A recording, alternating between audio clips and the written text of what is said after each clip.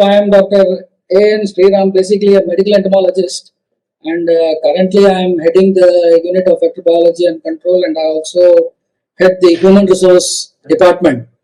The first topic given to me is the biology of disease vectors. So first let us understand what is vector.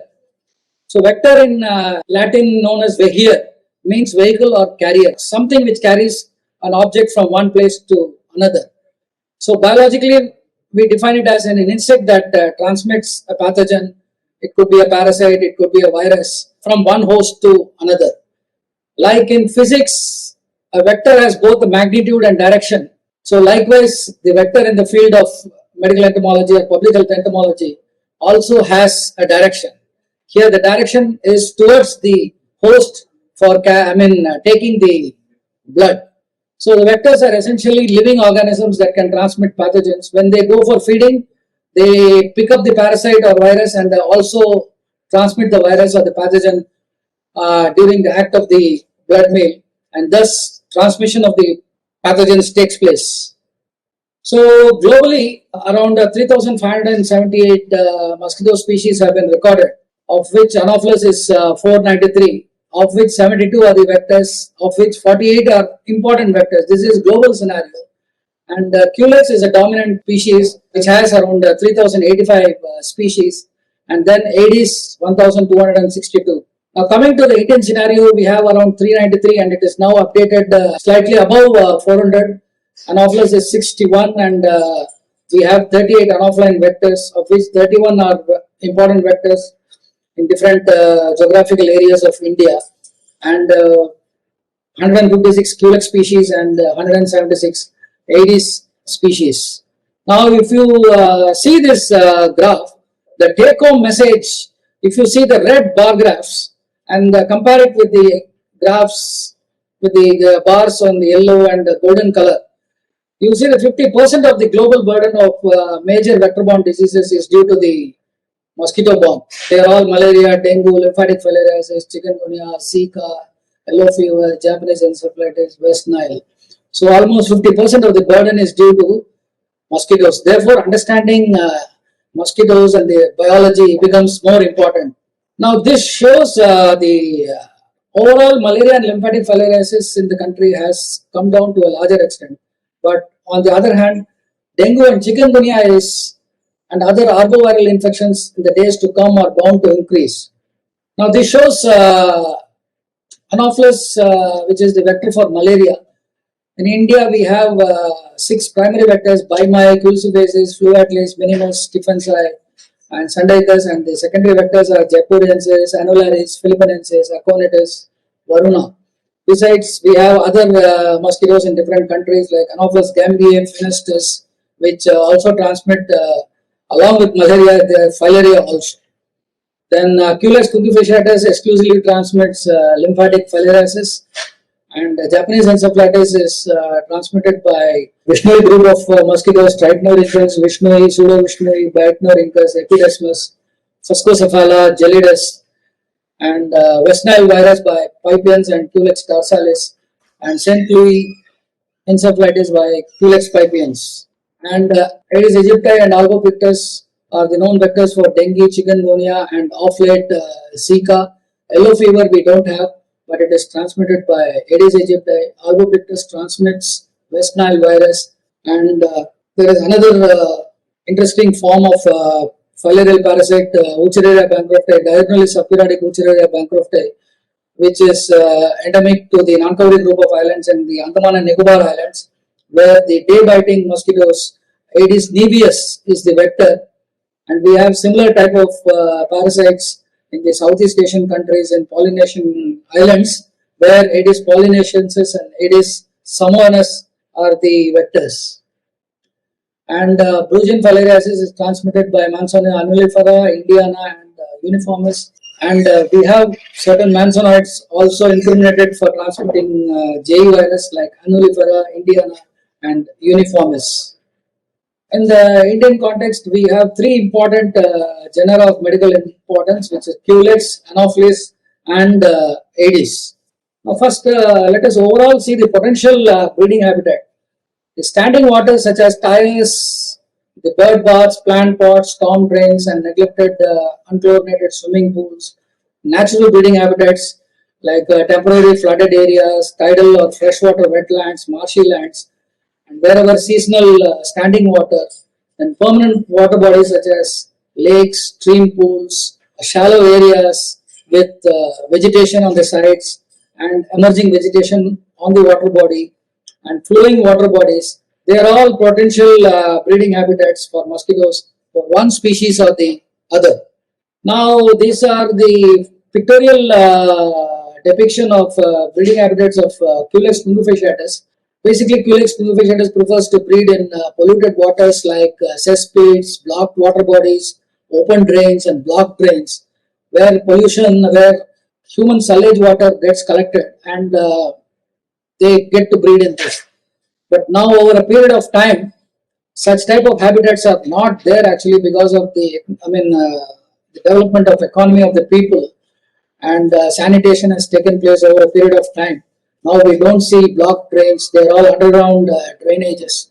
So this could be one of the reason why lymphatic filariasis has also come down. Then this depicts the certain breeding habitats of anophelines. The anophelines basically are they prefer clean water bodies, slow running streams. That slow water always a replacement of water with high oxygen content. When the water flows, always the oxygen content is high, and anophelines prefer to breed in such habitats like stream margins, seepages from the dam, river margin, irrigation channels, and shallow wells, terraced rice fields in the foothills. Now, Stephensii is an urban malaria vector which prefers to breed in cement tank, underground sump, disused well, and towards the left you can see water tank on the top, which also preferred breeding habitat of the Stephensii. And these are certain breeding habitats of Aedes aegypti, which always breeds in discarded receptacles, grinding stones with collected water, and earthen pots, discarded tires, and axles, and coconut shells. So, where there is a change in temperature and where is a change in daylight and the oxygen content, they actually break the diapause in the Aedes aegypti. So they have the ability to withstand, the eggs have the ability to withstand desiccation, which is advantageous for the mosquito to propagate itself. And from the control measures, the control people are at a disadvantage because of this ability of this mosquito to withstand desiccation. Now this is a beautiful depiction of a bungalow. It is a schematic diagram. All it looks beautiful, but when you check the surroundings, you can identify potential breeding sites in the monsoon season, where all empty receptacles catch water, and because of the innate ability of the Aedes eggs, they hatch out, and you get profuse breeding of Aedes aegypti.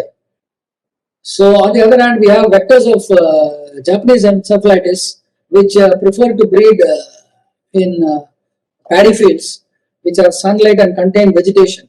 And the habitats include ground pools, streams, swamps, and low salinity tidal marshes. And essentially, they are preferred to breed in paddy fields with a great amount of sunlight. This is not a vector, but from the nuisance point of view, Armigerus subalbatus, which prefers to breed in septic tanks. And now, over a period of time, we will not get to see such type of septic tanks, but still few odd septic tanks we do encounter where Armigerus breeds in such type of habitats. Now let us understand how the mosquito life cycle happens. So let us improve our understanding about the life cycle of mosquitoes. All what we need to know, the four terminologies in the life cycle of the mosquitoes. The egg, larva, there are 4 instars, and from the egg the first instar comes, and the first instar metamorphoses into second, third, and fourth, and the fourth metamorphoses into pupae, and from the pupae the adult emerges.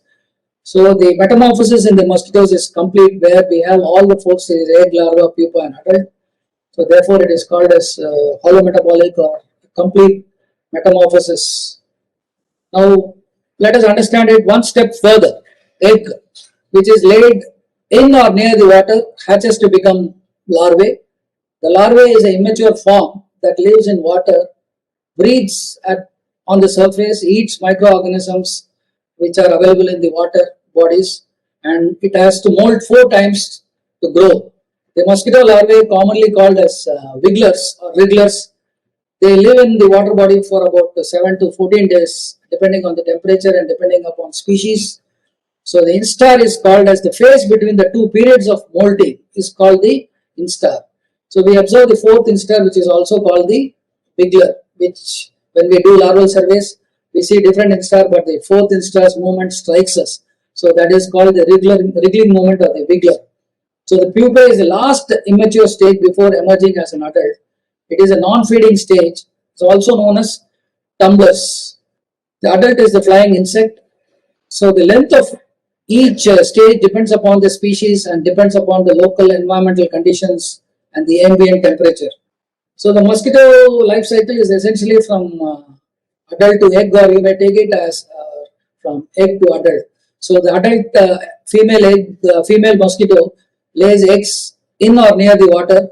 The eggs are deposited singly or attached to form rafts. It all depends from species to species, which we will see a little later in the coming slides.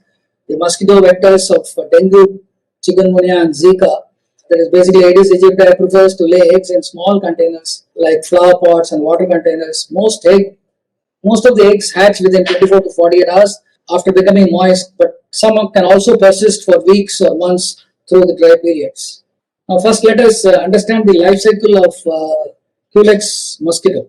Let us start from the eggs.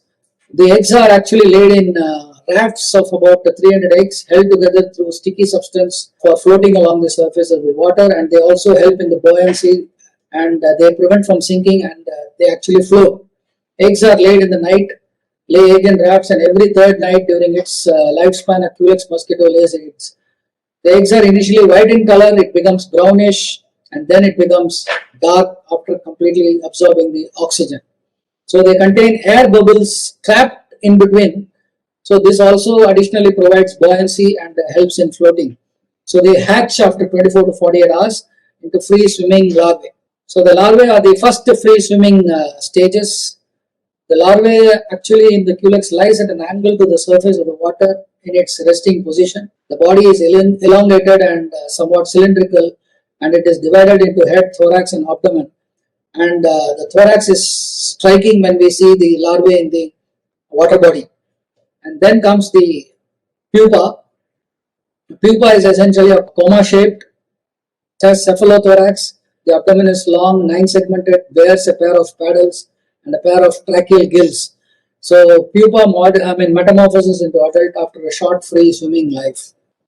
Now, essentially the life cycle pattern is the same, but the biology and the adaptability of the eggs is a little bit different in different species, which we will see. Adult eggs in Anopheles lay about 50 to 200 eggs per oviposition. The eggs are laid singly or directly on the water and are unique in having, you will appreciate the electron microscope photograph, tuberculated surface and distinct floats on either sides, which help the egg to keep itself afloat on the surface of the water, and they do not sink. And from the egg come the larvae, and they metamorphose into 4 times and they become pupae, and the pupae becomes adult. Now this depicts the life cycle of Aedes. The Aedes eggs are actually laid on singly on damp surfaces, and one important adaptation which I earlier told is they can withstand desiccation. On moist surfaces, the Aedes aegypti lays eggs, and when water comes in contact with the eggs hatch open and the larvae comes out. This is an important adaptation which is responsible for transportation of this species from one country to another, from continent to continent. The adaptability of this is thought to be one of the reasons for transportation of Aedes aegypti from the Africas to the Asian continent and vice versa. Aedes albopictus from Southeast Asia to the African continent and the European countries. So depending on the species, female lay about 30 to 300 eggs in one oviposition. Eggs are brown or blackish in color.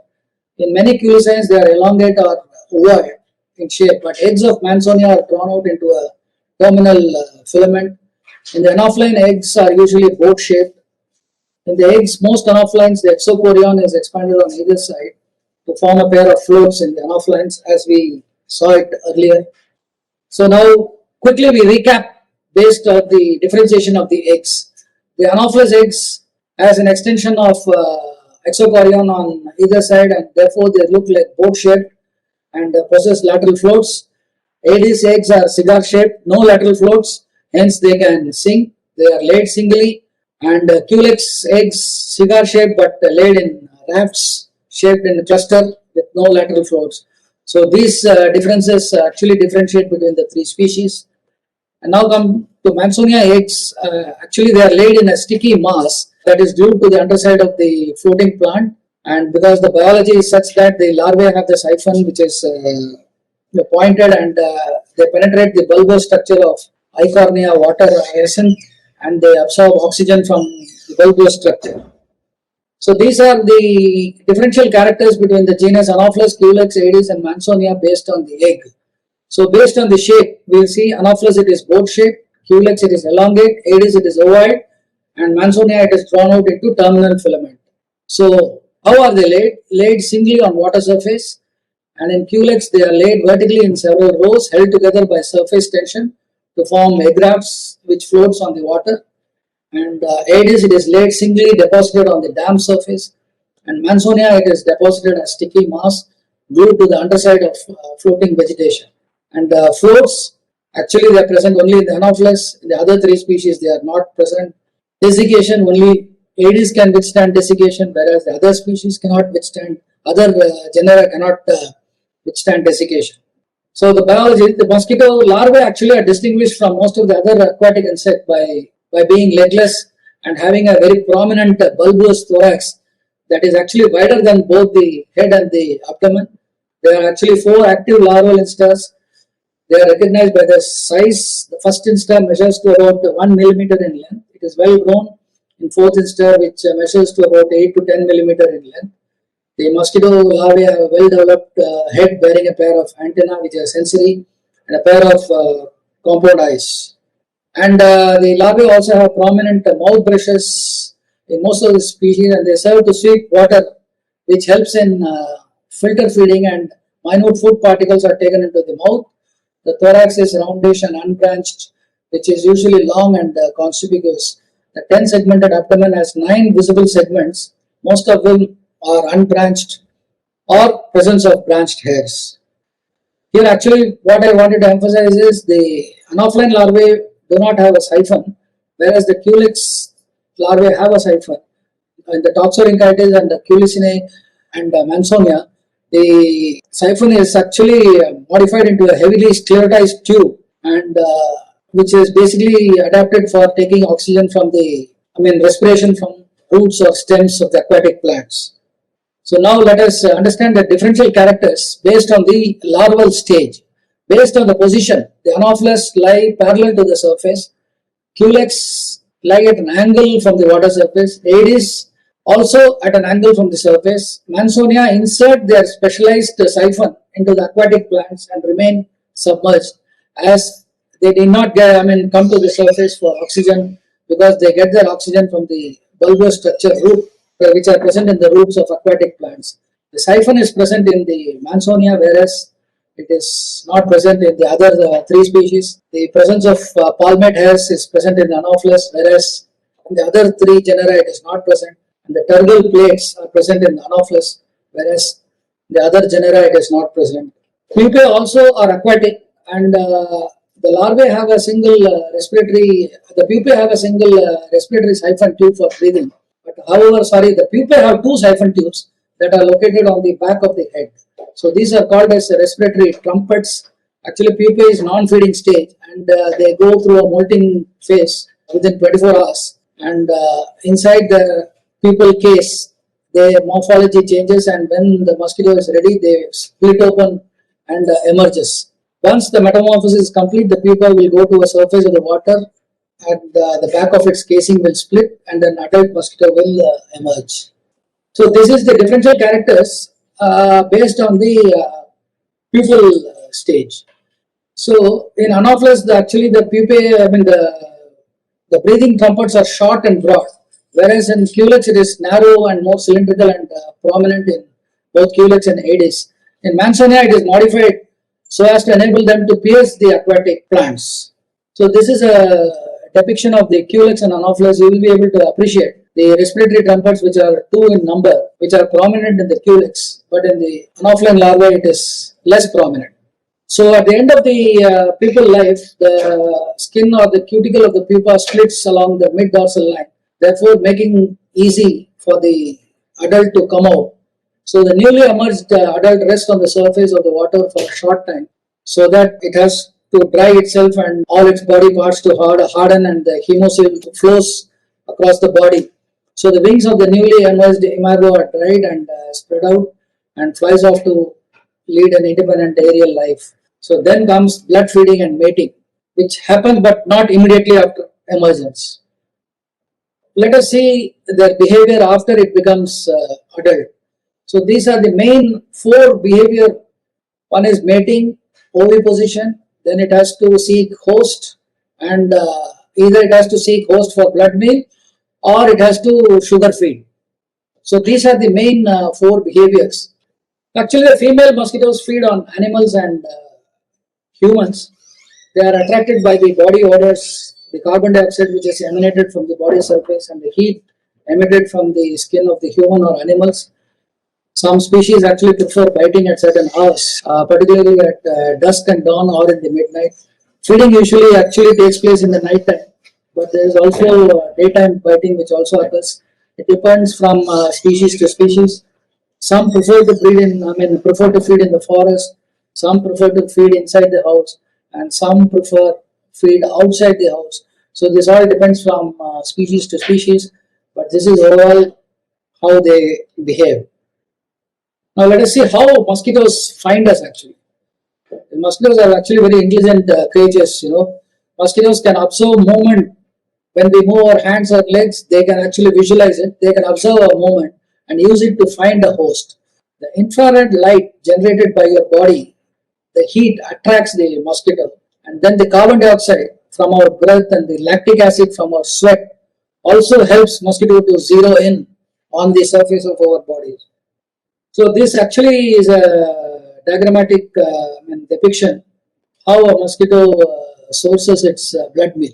So as the mosquito flies closer in response initially to the carbon dioxide which is emanated from the skin, then it slowly begins, as it comes near, then it begins to see the object. Then as it begins to see the object, that is the human body, then it senses the heat. Actually, this is the heat map. This we might be experiencing in different ways. We do the security check and there is an image of our exposed portions emanating heat. So this is the depiction of the heat actually. So then it perceives the heat. On continuing its visual clues, the mosquito moves even closer until it senses the host body's heat at a distance of about lesser than 4 feet, and then it begins to strike us. So this is actually the diagrammatic representation of the behavior of 2 species, Aedes aegypti and Anopheles. First, let us concentrate on Aedes aegypti. Actually, it depicts the clock, actually 24 hours.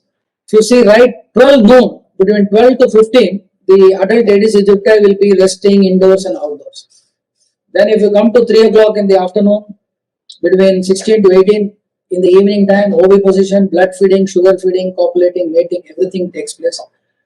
Between 18 to 21 is atypical blood feeding. Maybe a chance factor, you might find there is a blood feeding during the night, but overall the feeding happens during the daytime. Then the midnight passes, then between 21 to 5, the early morning adult resting, they continue to rest indoors and outdoors. And right in the morning we have again oviposition, and once oviposition, blood feeding, then if it is male they have to sugar feed, then again copulation takes place. Then again there is a atypical blood feeding between 10 to 12 in the morning, but there are 2 typical peaks observed for Aedes aegypti, but the second peak is considered to be the prominent peak. So likewise, we observed in the Andaman and Nicobar Islands also Aedes navius, which is the vector for Dionylus aperidae. The second peak towards the evening is the bigger peak, where the maximum number of Aedes mosquitoes seek to bite the mosquito. And towards the right, if you see, there is a shift in the biting behavior of Anopheles. Why this is happening? So before intervention, all these Anophelines were biting the human beings, and now with the advent of LLI, people working in Orissa will be knowing under universal coverage, over 95 to 98% of the population has been covered with LLIs. So now there is a shift in behavior. So they have to seek blood meal for egg laying. So they shift towards cattle. So they rest in the cattle and their feeding behavior also changes. Now whether the mosquitoes are exophagic or exophilic, or whether it feeds inside or rests inside, they have to search for breeding sites in order to oviposit, and once they oviposit, they again have to seek host within few minutes or hours, depending upon the species. And now this actually shows the mosquitoes' behavior actually swarming. We might have seen on top of our head or on top of street lights where congregation of mosquitoes. So the male mosquitoes actually congregate over dark or light objects which form a contrasting background and so act as swarm markers. So a swarm builds up slowly builds up as individual males start to come and congregate over a marker. And light intensity is an important factor for favorable conditions. A female playing near a swarm gets attracted to the males by the tone of her wing beat, whereupon she is seized and mated with. So that's how the mating and copulation takes place. Now this just shows the invasive mosquitoes actually. The Aedes is an invasive species, both Aedes aegypti and albopictus. They are called mosquitoes on the move. They move along with the human population, crisscross continents. They are aggressive day-biting mosquitoes which are impacting our daily life.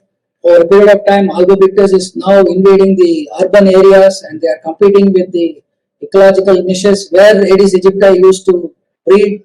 So as a result, there is a risk of spreading viral diseases like dengue, chikungunya, Zika and yellow fever. They prefer to breed on humans and bite multiple times. And also not only besides they leave allergic eruptions. And as I told earlier, one main adaptation is the eggs are laid singly along containers. Eggs can lay dormant for years and will hatch when conditions are right and water is present. They are container breeders and they need very less water to survive. So this is in short about the mosquito biology.